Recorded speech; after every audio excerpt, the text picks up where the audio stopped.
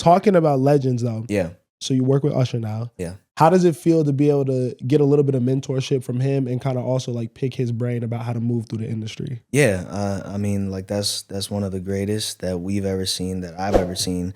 So just kind of picking his brain and seeing, how he feels about whether it's other music that's out or whether it's my music, or picking the direction for, me as an artist, me as a creative.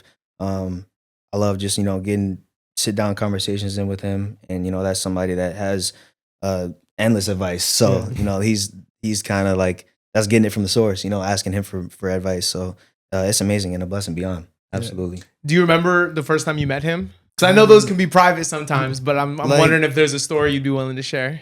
I remember the first time that it connected with him, that I was as passionate as I am about, what I'm doing. Yeah. What was that moment like? And it was surreal. I just remember playing a few songs back for him, and at first, like, he's not somebody that shows like too much emotion. Like, he's not gonna hear something and be like, "Yo, this is crazy!" Like, "Oh my god!" So he's not one of those people. But I remember playing a song for him, and it was like, I don't even know the expression that he made, but it kind of just looked like he understood where I was coming from, and what I was trying to accomplish as an artist. And that was surreal for me. And I don't even know if he knows that I saw him react this way. But just seeing that, like, it felt like he understood me, and he felt like he got what I was trying to, push towards. So yeah, that was a surreal moment for sure.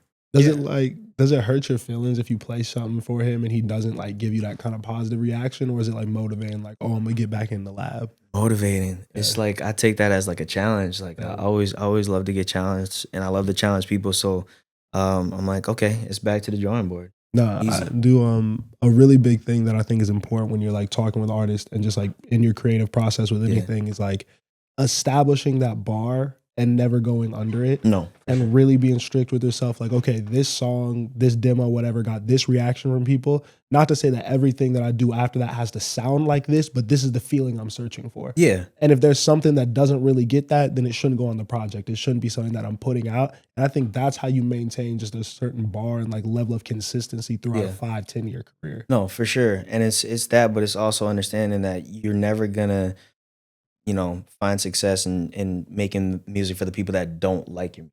Yes. That makes sense. Like, if you're chasing those people, you're gonna be, it's like a dog chasing its own tail. You're never gonna get to it. So I feel like you always have to make the music that you honestly like can relate to, and you feel like it comes from an honest place and you feel good about it. But also understand that, like, there's a difference between you just liking something and no one else liking it versus like you like it and you could tell other people resonated with it as well. Yeah, but I kind of like what you said though. Like, I feel like even as like creators too, like, you can't seek validation from other people when it comes to like your art and your music. You know what I mean? It's more like, all right, yeah, you can be open to feedback, especially from your team and people around you that you trust. But like, if you're just like throwing things out there because it's the latest trend, or like you see somebody, you play your music for somebody and they're like, oh, I don't really like this, and you go back to the drawing board, like, that's just not a good way to move. Never. Bro, so much of success, I think, is being self-critical. And not like, you shouldn't hate on yourself or down yourself anytime, but you should be reflective. Yeah. And you should be like, okay, am I bullshitting? Am I really like doing what I need to do to get to where I'm trying to go? Is this really as good as it is? Or is it because as a creative, we're putting out this art, we're making this art, we do hold it so close to us. Yeah. It's like, am I like kind of babying this? Like, you can be a little bit critical in that, like, yeah, this is cool. I'm happy I made this. This is good. This doesn't need to come out. Absolutely. This could just be a moment in time, and I got better from this, and now let's focus on the next thing. On to the next. Again, that's Next short-term play. memory. Short-term memory, literally. Exactly. It's the same thing.